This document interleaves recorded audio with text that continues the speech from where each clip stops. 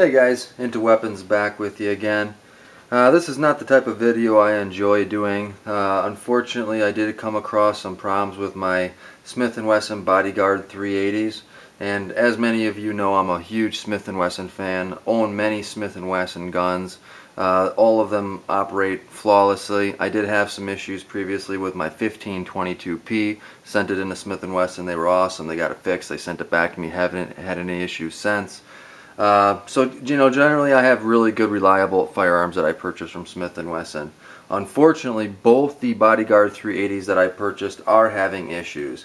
They are both having two separate issues, and I kind of just wanted to briefly go over those real quick in case some of you might be having some of the same issues.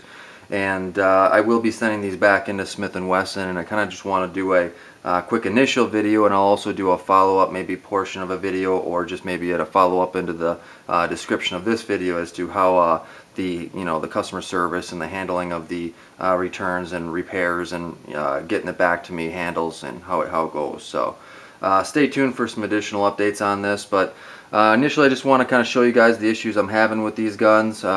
It is a couple of issues that have been already discussed on the forums, and there's already, I think, a couple of YouTube videos out there that have kind of the same updates on these types of issues with this gun. But over on the left hand side here is my gun. This is the one I purchased, and this particular firearm, what I'm finding is that the slide will not go all the way back, and I'll see if I can get this into the picture here. And if you can see here, the notch where the slide lock would normally be able to slide up into, it's not reaching its full capability there.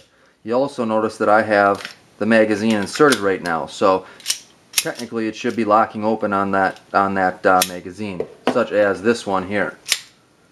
Locks right back like it should. And then obviously the slide lock back mechanism, see if I can do this with you seeing it, just pushing up and it locks it in. So that one works perfectly fine as far as that's concerned. This one does not. It won't lock back on the magazine, and it won't lock back with the slide lock. The slide won't go back far enough. And what I found on the forums is that the screw, or this could potentially be the issue, I should say, the screw that holds the laser in here is sitting actually on the bottom of this frame of this gun.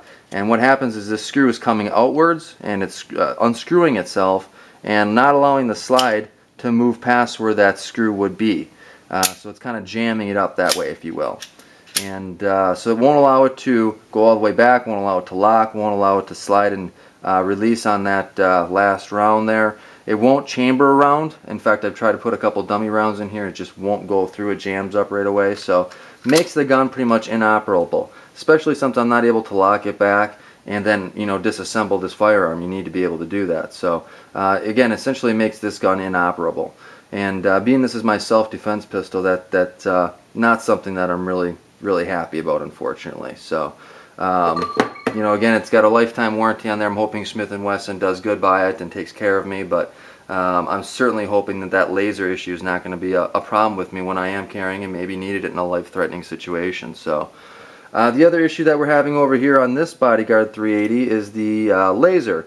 The button is broken on it. I have had the batteries tested over at my local Batteries Plus. I put new batteries in, and unfortunately the laser does not work. Either the button doesn't work or the laser itself is broken. This one works perfectly fine, as you can maybe see there on the black mat there, or maybe on my hand. That one works perfectly fine. I have read on the forums that is an issue with this particular firearm as well, that the button potentially can not work at some point. So those are the two issues I'm having, guys. I'm going to go ahead and send it back, see what Smith&Wesson can do for me. I'll put an update in the description, or maybe do an update video afterwards on how they're operating. But kind of disappointed. This is my self-defense carry, my normal day-to-day carry, so I really was hoping that it would be a reliable firearm that I wouldn't have any issues with. But again, Smith&Wesson has that lifetime warranty, and I'm hoping they're going to stand by it. So I'll keep you updated. Thanks for watching, guys. Let me know if you have any questions. Thanks.